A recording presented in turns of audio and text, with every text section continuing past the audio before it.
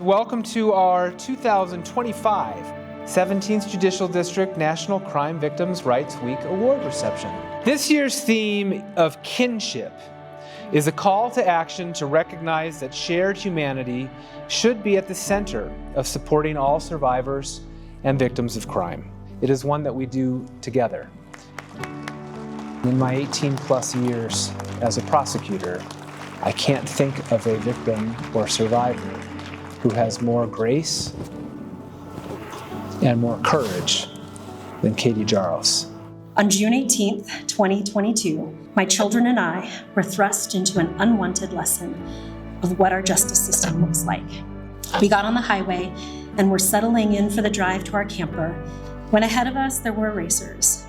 After much activity of slowing and then speeding up, which seemed like it took a while, it really was a short time, that John, who was driving, decided that enough was enough and began to pass the racers. And one of the speed racers was unhappy about that and pulled up on John and their family and unloaded his clip into their truck, killing John on the highway. I saw John's hand begin to lower from the steering wheel and rest on his lap. Katie, in an act of enormous heroism, grabbed the wheel of the truck and safely parked it so that her 3 children who were sitting in the back row were not harmed. The initial event was bad, really bad. Meeting everyone from the beginning was good and encouraging. The gentleness and sensitivity when talking with my children, interviewing them at separate times and giving tours to make them more comfortable with what they would have to be going through, allowed me a deeper trust in the people in charge of our case. Each person has an incredibly special place in our hearts where they will remain for a lifetime. Those of us who have pledged our lives and our careers to this profession don't do it for the money. I know that. Don't do it for the praise. Don't do it for the recognition. And yet, it is nice to have an event once a year where we can recognize some of the people who have done extraordinary work. The Dale McLaughlin Award is designated for outstanding service to victims in a law enforcement setting. And this year's award is presented to the Commerce City Investigations Unit and the Brighton Office for Victim Assistance. It was pretty humbling to watch this group of people pull together to communicate with each other, to give each other rest where they could, and mostly just to completely throw themselves into solving these 5 homicides in such a compressed amount of time.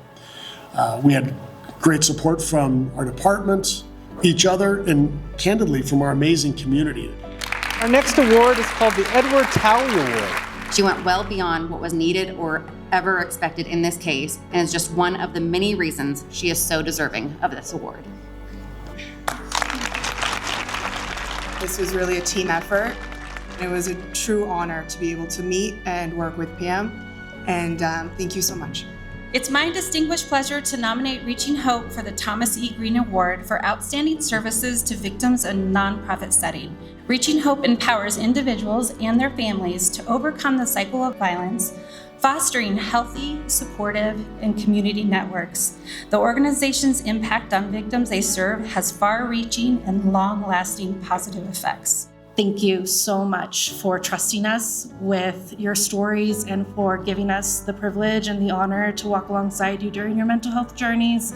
It is one of the best jobs in the world, and we are so thankful that we are able to provide that service for our community. Gail's lasting legacy was her unwavering focus on ensuring that all victims of crime in her community received the services that they deserved. And this year, the Gail Voiles Award goes to a unique person whose work is without question often unnoticed and not acknowledged. But today I am so proud to announce this award will go to our very own Sharon Rogers from the victim.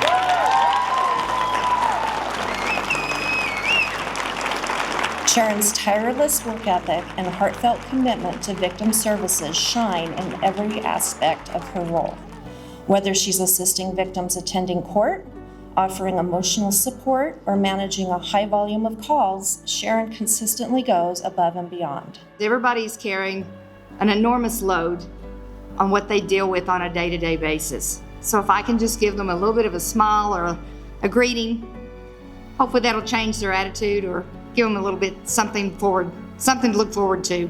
So thank you so much. The Ray McKinnon Award is designated for outstanding volunteer service. I'm so pleased tonight to give this award to an outstanding volunteer from Broomfield, Scott Coleman.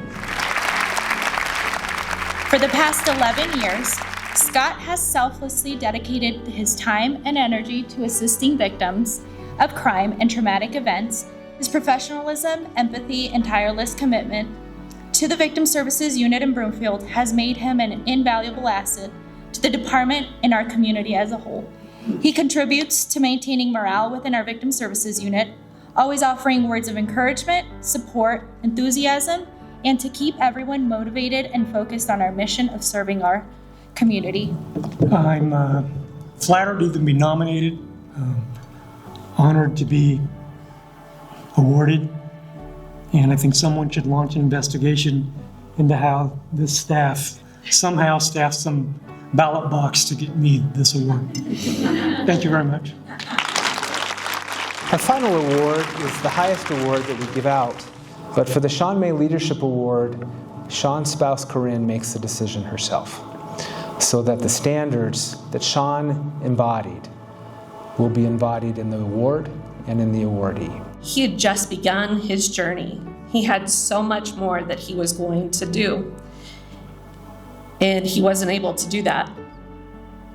So this award, I wanted this award to celebrate someone, either an individual or an agency, who had made a measurable difference in the lives of victims in the 17th Judicial District. I would like Tanya Eisenberg to come on up to the stage so I can celebrate her accomplishments.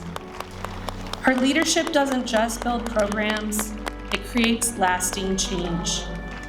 In addition to all of the countless individual victims she has helped, the professionals she empowers and the victims she serves benefit from her relentless pursuit of improvement, whether through policy reform, program expansion, or direct victim service support. Her impact is measurable and undeniable. I'm really proud of my teams, as you can see, but they make me look good. So thank you so much for this honor.